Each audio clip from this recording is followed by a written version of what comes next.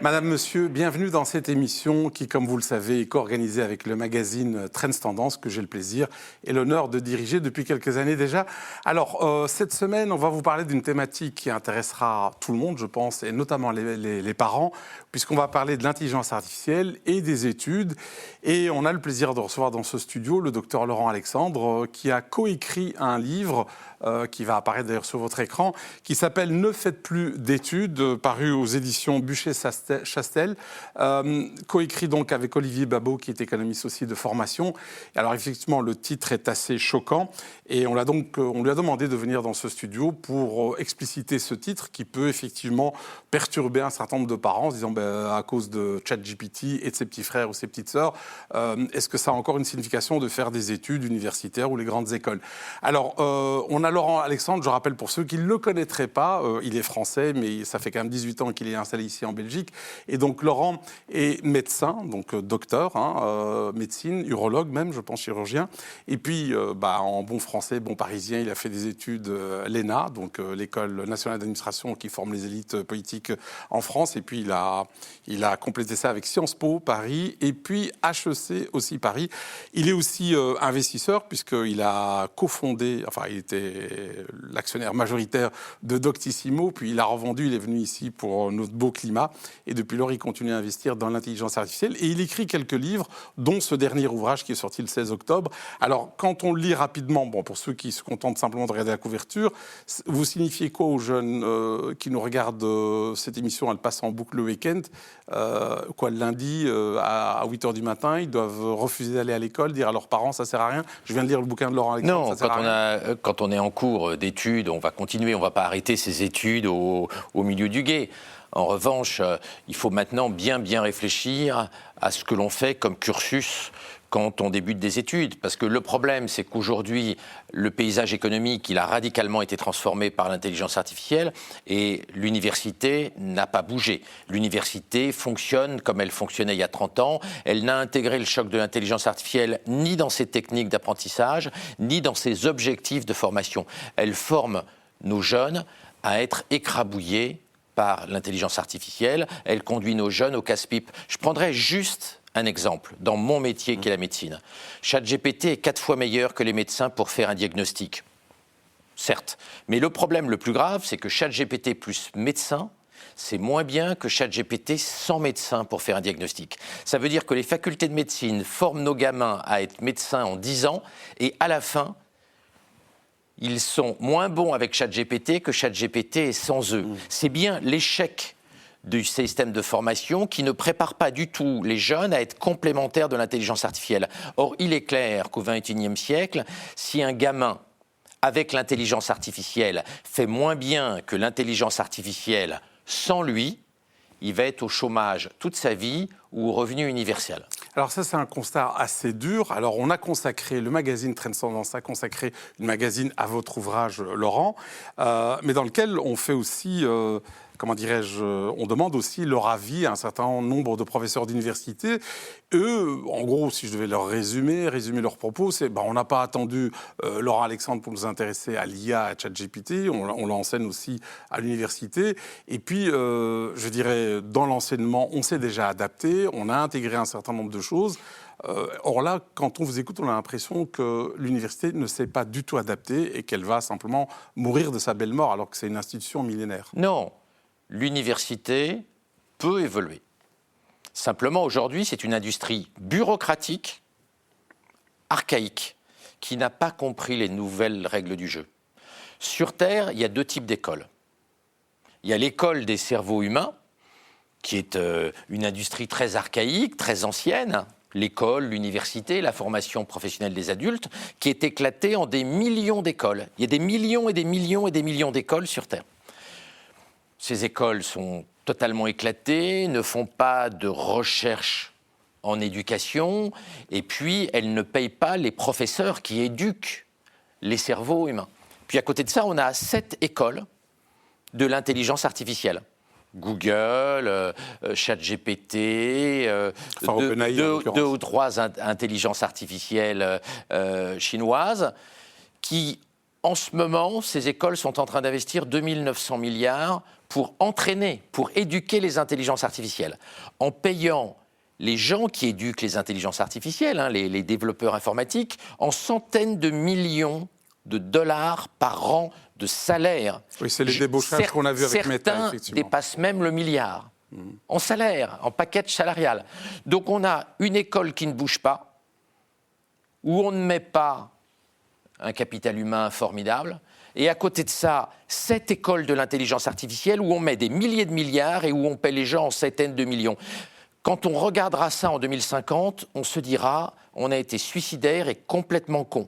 On a mis des milliers de milliards pour éduquer notre concurrent qui est l'intelligence artificielle, et on met très peu d'argent, très peu d'intelligence, très peu de moyens pour éduquer les cerveaux biologiques. On est effectivement un peu débile et un peu masochiste. Mais quand on vous écoute, on a l'impression que l'IA est la solution et que là, les campus virtuels auxquels vous faites allusion vont dépasser, mais très largement, les universités en pierre et en acier. Mais quand on écoute, par exemple, ces professeurs qui s'expriment effectivement dans le magazine, ils disent, écoutez, l'IA, on ne peut pas non plus tout miser sur l'IA. L'IA va continuer à halluciner. Il y a encore 20% d'erreurs. Et donc, on ne peut pas tout miser sur l'IA. En termes d'enseignement, j'entends. La façon dont les universitaires se rassurent à bon compte sur les faiblesses actuelles de l'intelligence artificielle est pathétique. Oui, il y a encore des faiblesses dans l'intelligence artificielle, mais il faut regarder la dynamique. Toute personne qui se sert des derniers modèles d'intelligence artificielle voit qu'on est face à une cavalcade technologique. On peut se rassurer. Je connais plein de gens qui, chaque fois que l'IA dit une connerie, hallucinent, sont complètement rassurés et disent voilà, nous n'avons rien à craindre. Je vous l'avais bien dit. Notre système éducatif fonctionne bien. Mais ce qu'il faut regarder, c'est la tendance. Les progrès de l'intelligence artificielle sont absolument stupéfiants. Moi, en tant qu'individu, j'ai pourtant fait un petit peu d'études, comme vous l'avez rappelé, je suis stupéfait par la supériorité de ChatGPT par rapport à mon cerveau à moi. ChatGPT est beaucoup plus intelligent que moi, ChatGPT comprend beaucoup plus vite que moi, c'est très bouleversant. Et je trouve dommage que les universitaires, pour des raisons corporatistes, cachent la vérité, ce qui finalement les empêche à faire le vrai constat, qui les pousserait à rénover l'université, qui est un monstre poussiéreux et archaïque, et ce sont les gamins des classes populaires et des classes moyennes qui vont payer l'addition, car les enfants de l'élite vont s'en sortir très très bien, malgré cet archaïsme institutionnel. Laurent, qu'est-ce que vous leur répondez? Ils vous disent la vision de Laurent Alexandre, elle est réductrice, c'est une vision pour former des gens à entrer dans le marché du travail, et ils estiment que le rôle de l'université peut être celui-là, mais pas que. On forme aussi les esprits à être critiques, à réfléchir, et ça reste toujours valable au sein d'une université classique. Alors je trouve que il ne faut pas cracher non plus sur le rôle professionnalisant de l'université. Il y a une dignité dans le travail qui est importante, et donc que les jeunes puissent avoir un rôle dans la société, puissent comprendre la société et avoir un métier, me paraît une fonction fondamentale de l'école et de l'université du futur. Bien sûr que le système d'enseignement ne conduit pas uniquement à faire des travailleurs, ça conduit aussi à faire des citoyens. Mais ces gens se trompent. Le meilleur professeur du monde aujourd'hui, ce ne sont pas les grands universitaires, c'est ChatGPT. Tous ces gens-là, je leur dis les yeux dans les yeux. J'ai fait beaucoup d'études, comme on le disait tout à l'heure, mais je n'ai jamais de toute ma vie rencontré un meilleur professeur que ChatGPT. Jamais. Le meilleur professeur du monde, aujourd'hui, c'est ChatGPT et ses équivalents. Donc, les universitaires, ils devraient galoper et réfléchir à la façon de rendre nos gamins complémentaires de l'intelligence artificielle, au lieu d'être dans un déni corporatiste qui va être payé par nos enfants. Alors, si on vous suit jusqu'au bout dans votre raisonnement, qu'est-ce qu'il faut faire au niveau de l'enseignement? Est-ce qu'il faut revoir les programmes d'enseignement, la manière, le rôle des professeurs? Comment vont-ils interroger les étudiants? On le voit déjà aujourd'hui, certains se posent la question de savoir s'il faut utiliser ou pas ChatGPT. Beaucoup disent on peut laisser l'usage de ChatGPT, mais il faudra vérifier que le travail écrit qui a été remis, que l'étudiant l'ait bien compris, donc on doit aller vers des plus examens oraux que par le passé. Mais ça demande alors une autre organisation, puisque quand on doit interroger 600 étudiants, à minima une demi-heure chacun pour comprendre s'il a compris ce qu'il a écrit, ça prend du temps, ça demande une autre organisation. Alors d'abord, dans certains pays, je ne vais pas parler de la Belgique, je vais parler de l'Angleterre. Oui. Le Financial Times nous apprenait, on en parle dans le livre qu'on a écrit avec Pabo, nous apprenait récemment que 88% des étudiants en Angleterre utilisent ChatGPT pendant les examens écrits surveillés, avec les surveillants qui les laissent faire. Il faut une photo avec leur téléphone portable de la question de l'examen, et puis après ils recopient sur leur copie d'examen, ils recopient ce que ChatGPT a écrit. Bien sûr, ce laxisme n'est pas acceptable. Il faut contrôler les étudiants, et la meilleure façon de contrôler si les étudiants ont compris le programme de l'année, c'est un examen oral sans préparation. Parce que le grand danger, c'est que pendant la préparation, les gamins demandent à ChatGPT ce qu'ils doivent dire et puis le répètent comme un perroquet pendant la soutenance orale. Donc il faut des oraux sans préparation pour pouvoir juger au mieux un jeune aujourd'hui à la sortie de ses études. Mais la question, c'est à quoi doit-on les former ? Il faut aujourd'hui que l'université regarde le réel en face. Il n'y a pas un seul métier où nous allons dépasser l'IA. Donc le métier du futur, c'est pas d'être médecin, c'est pas d'être avocat, c'est de coordonner, d'orchestrer des intelligences artificielles qui vont faire toutes les tâches techniques. Et donc c'est un métier nouveau. L'orchestration des intelligences artificielles, c'est le vrai métier. Et aujourd'hui, l'école et l'université et la formation professionnelle des adultes ne forment pas la population à être orchestrateur des intelligences artificielles. Mais pour orchestrer, il faut être soi-même d'abord formé. Alors on peut imaginer un étudiant peut-être en dernière année où il peut orchestrer les IA, mais au début, il doit se former lui-même. Non, on ne va pas se former aux matières parce qu'en réalité, on ne sera pas capable d'égaler l'IA et même de comprendre ce que fera l'IA. Je vais prendre un exemple. Le choix d'une chimiothérapie, maintenant, en cancérologie, suppose d'analyser l'ADN, les chromosomes de la tumeur. En données brutes, ça représente 20 000 milliards d'informations par biopsie. Quel médecin va être capable de juger si l'intelligence artificielle a bien analysé les 20 000 milliards de données? Aucun médecin au monde, aucun individu, même le plus brillant des professeurs de médecine, ne peut analyser 20 000 milliards d'informations pour chaque biopsie. Donc l'IA va décider, et nous n'allons pas contrôler ce que fait l'IA parce que nous sommes bien incapables de traiter des milliers de milliards d'informations très complexe pendant une consultation médicale de 20 minutes. Donc il ne faut pas se tromper. Nous n'allons plus gérer les tâches techniques, nous allons orchestrer les IA. Et savoir bien orchestrer les IA, c'est un métier. C'est à ça que l'université doit nous préparer, entre autres, et elle ne nous y prépare pas. Mais il y a d'autres choses à faire pour être compétitif sur le marché du travail. Il faut avoir de la culture générale.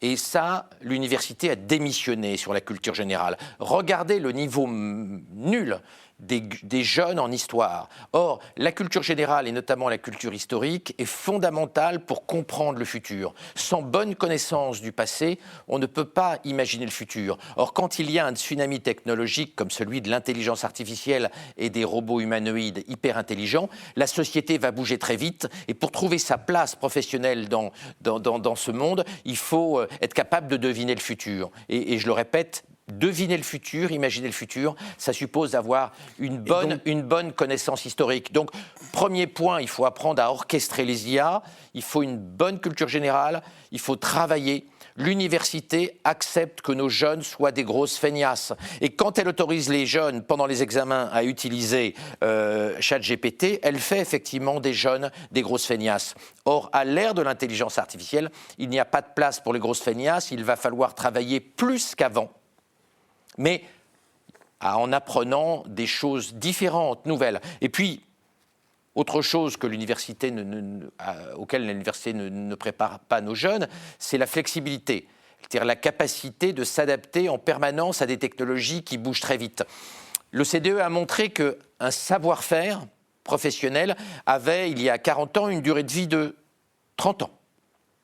Quand on avait un savoir-faire professionnel, il allait durer 30 ans. Aujourd'hui, un savoir-faire professionnel, nous dit l'OCDE, vit 2 ans. Et avec l'intelligence artificielle, il va bientôt avoir une durée de vie de quelques mois.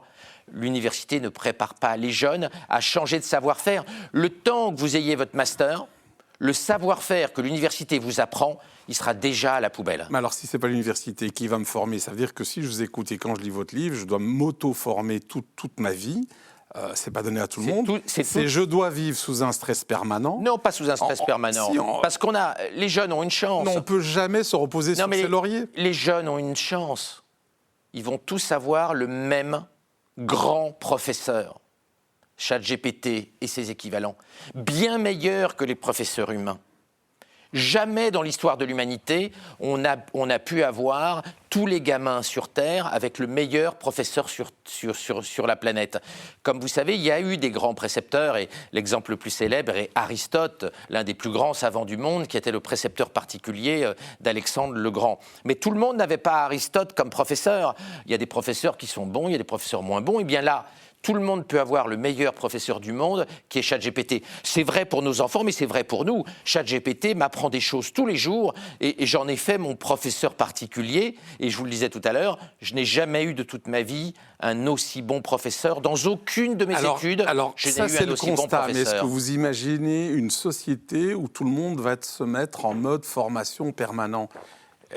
C'est assez angoissant sur le plan existentiel. Non, les gens ont le choix d'être au revenu universel toute leur vie. Oui. Donc on a finalement le choix. Soit on s'adapte et on apprend toute la vie pour être complémentaire de l'IA, et ça demande un gros effort, soit on sera au revenu universel. Les gens vont devoir choisir. C'est un choix existentiel, c'est un choix personnel. Il faut juste qu'on explique aux gens ce que cela signifie de ne pas courir derrière l'IA. Ça suppose de ne pas travailler. Ça suppose d'être baraki jusqu'à sa mort.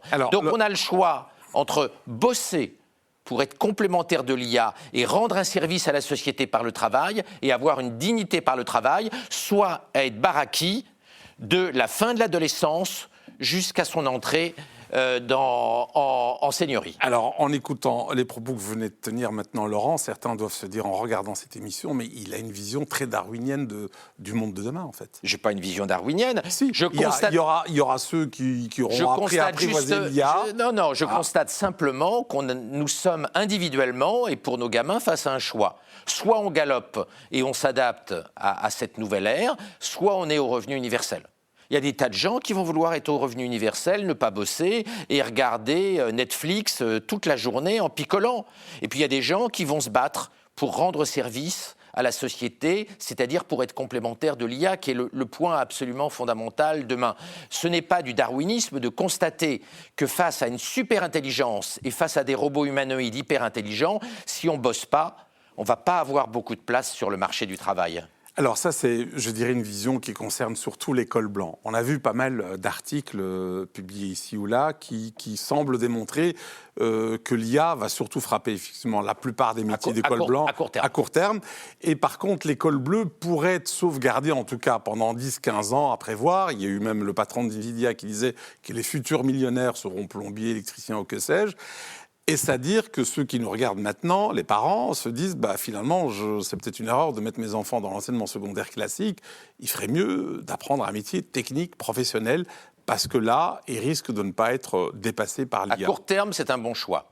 Mais les robots humanoïdes... Court terme, c'est combien d'années dans l'esprit de Laurent ? Sur les 5 à 7 années. Oui. Mais les robots humanoïdes hyper intelligents arrivent. Ils vont être meilleurs plombiers que le meilleur plombier belge. Ils vont être meilleurs électriciens que le meilleur électricien belge.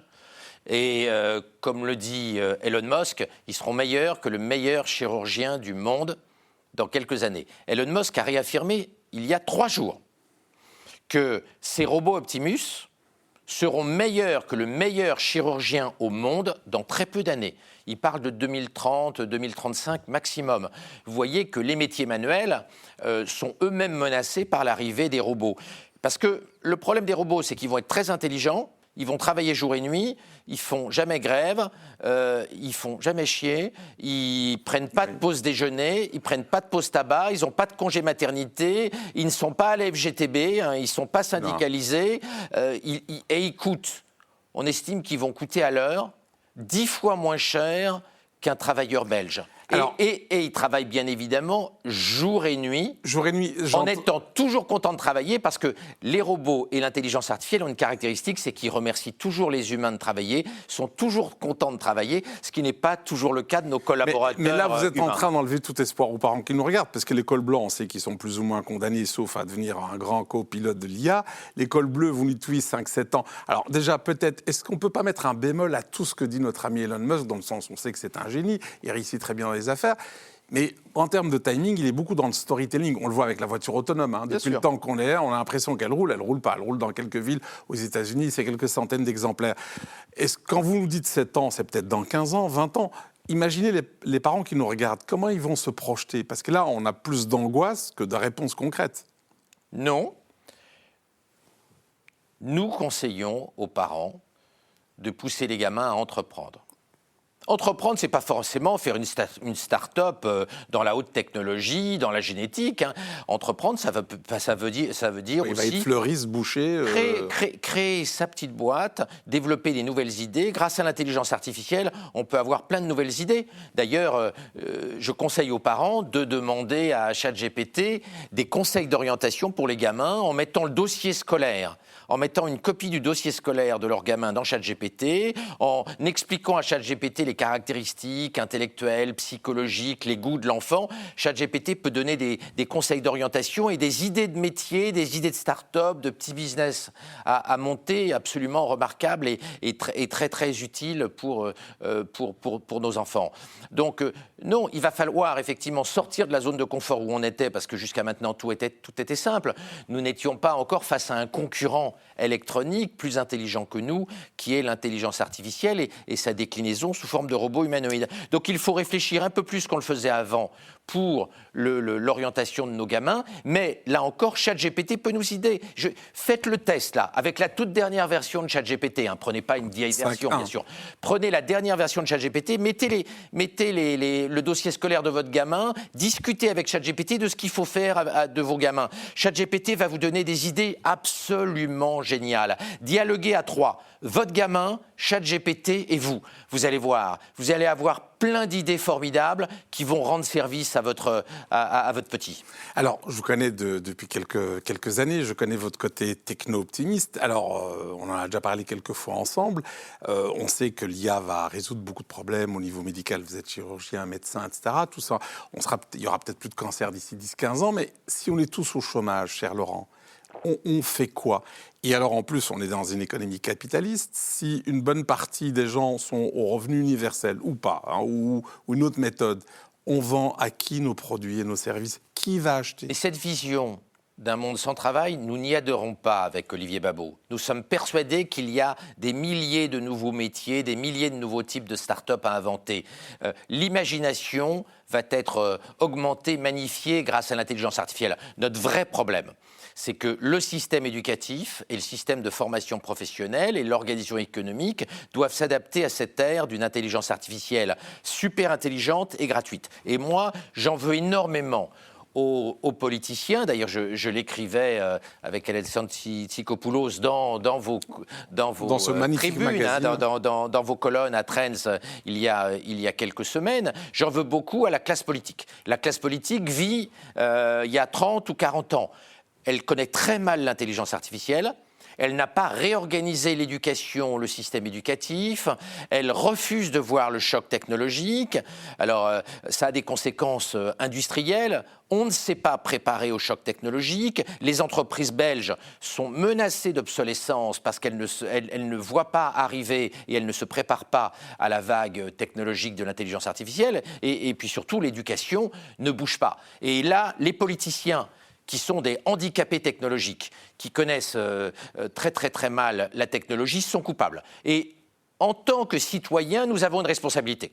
Nous devons changer de classe politique. Nous ne pouvons plus accepter que la classe politique soit aussi nulle en technologie, soit aussi nulle en intelligence artificielle. Il faut que la classe politique adapte notre pays et notre continent, l'Europe, à la révolution technologique. Et ça, C'est par les élections que ça se fait. Il faut cesser d'élire des gens qui sont nuls en technologie parce qu'ils menacent l'avenir de nos gamins. Donc en tant que parents, nous devons aider nos enfants à se débrouiller dans le maquis nouveau de l'intelligence artificielle. Et en tant que citoyens, nous devons changer d'élite politique parce qu'il y a trop d'hommes politiques de premier rang qui sont vraiment nuls en IA. Et nous n'allons pas, bien évidemment, ici citer de noms, mais nous connaissons tous des politiciens de très haut niveau qui sont des catastrophes, qui n'ont jamais essayé ChatGPT, qui n'y connaissent rien. Ces gens sont dangereux pour l'avenir de nos enfants. Alors, c'est un constat qu'on peut partager ou pas. Par contre, quand on lit votre livre, on a l'impression quand même que vous mettez la barre assez haute par rapport aux lecteurs qui liront le livre. Dans votre futur, on a l'impression que l'étudiant de demain devra être curieux, il devra être rapide, il devra être résilient, enfin plein de qualités qui sont aussi des soft skills. C'est encore un humain ou c'est un surhumain, Laurent ? Je pense qu'il faut dire la vérité. Face à la super intelligence artificielle qui est au coin de la rue, face au robot humanoïde hyper intelligent qui est au coin de la rue, l'étudiant qui est une grosse feignasse, qui ne veut pas bosser, qui ne veut pas apprendre, qui ne veut pas travailler, qui n'a pas de culture générale, qui n'est pas innovant, qui n'est pas entreprenant, effectivement, il va tomber dans les poubelles de l'histoire. Il faut dire la vérité. L'intelligence artificielle, c'est le plus grand challenge que l'humanité ait rencontré. C'est un discours, donc, vous en êtes conscient, qui va choquer énormément d'enseignants, où leur but, c'est justement de ne pas laisser les gens au bord de la route et d'essayer de les inclure en sachant très bien que certains réussiront. C'est pas en cachant la vérité technologique qu'on va emmener tout le monde sur le chemin. Si nous ne rénovons pas radicalement le système de formation, si les élites politiques ne changent pas et ne comprennent pas ces enjeux technologiques, oui, on va avoir 90% de la population belge qui sera baraquie en 2050. Et c'est un futur inacceptable, moralement, philosophiquement, politiquement. C'est pour ça qu'il est urgent d'adapter l'économie et l'éducation à la révolution technologique en cours. Comment fait-on ça ? Parce que j'entends votre discours par rapport aux politiques qui ne sont pas sur le temps long. On sait que c'est un cycle plutôt électoral. Mais on ne réforme pas, par exemple, des institutions comme l'université qui sont millénaires d'un claquement de doigts. Ça se fait pas. Elles mourront. Mais elles mourront. Il y avait 29 000 porteurs d'eau à Paris. Je ne sais pas combien il y en avait à Bruxelles, mais il y avait 29 000 porteurs d'eau à Paris au 19e siècle. Il en est resté 0 quand l'eau courante est arrivée. Donc si l'université ne change pas radicalement, si les universités restent dans le déni où ils sont, l'université sous sa forme actuelle va être laminée et elle va être transformée par des nouvelles organisations. Regardez ce qu'a déclaré le patron de Palantir. Tout le monde connaît Palantir. Il a déclaré le mois dernier, l'université c'est fini. Il faut réinventer des circuits courts, centrés sur la compréhension et le management des intelligences artificielles, et nous incitons les jeunes à ne plus faire d'études traditionnelles. Le Financial Times, qui n'est pas une bande de charlots, c'est pas une bande de foufous, de rigolos. Le Financial Times, dans un dossier récent, expliquait que l'intérêt des études est limité. Et d'ailleurs, l'une des journalistes vedettes du Financial Times disait si vous êtes pris dans l'une des 20 meilleures universités au monde, vous pouvez peut-être y aller, mais sinon, l'intérêt des études est extrêmement réduit à l'ère de la super-intelligence artificielle qui arrive. Alors, on arrive malheureusement au terme de cette émission passionnante et je suis sûr que ça va susciter beaucoup de débats dans les chaumières, les propos que vous venez de tenir, Laurent.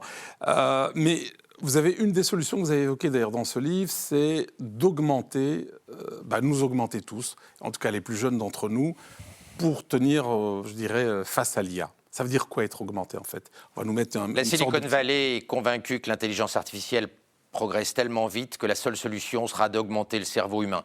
D'ailleurs, Alexander Wang, qui est le patron de toutes les intelligences artificielles chez Meta, Facebook, et qui est un jeune d'une trentaine d'années, qui a 29 ans, et à qui Mark Zuckerberg, et qui d'ailleurs a abandonné les études à 19 ans, et à qui Mark Zuckerberg a confié 500 milliards de dollars pour créer la première super intelligence artificielle de l'histoire, a déclaré devant les journalistes il y a 1 mois et demi « J'ai décidé de retarder mon premier enfant. J'attends que les implants intracérébraux d'Elon Musk soient au point pour augmenter mes futurs enfants. Il serait indigne en tant que père que je fasse un enfant non augmenté. Il serait vraiment, pour moi, irresponsable de faire un enfant tout de suite, alors que les techniques d'augmentation cérébrale par implants intracérébraux ne sont pas encore au point. On voit que la Silicon Valley a des solutions bouleversantes en tête pour l'avenir de nos gamins.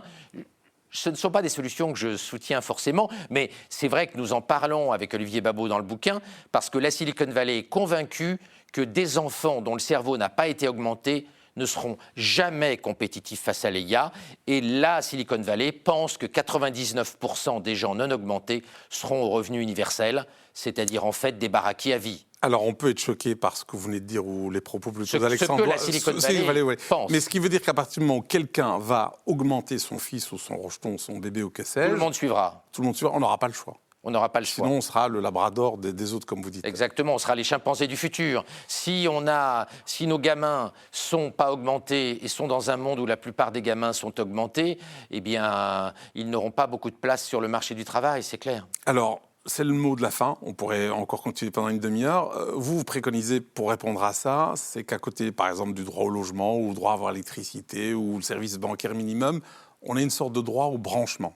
Oui, nous pensons, c'est d'ailleurs la dernière page du livre, nous pensons que l'INAMI, nous pensons que les mutuelles doivent rembourser à 100% les implants intracérébraux, en commençant par les enfants des classes populaires, les enfants des baraquis, les enfants qui sont en difficulté sociale, de manière à ce qu'ils aient une égalité des chances face à l'intelligence artificielle.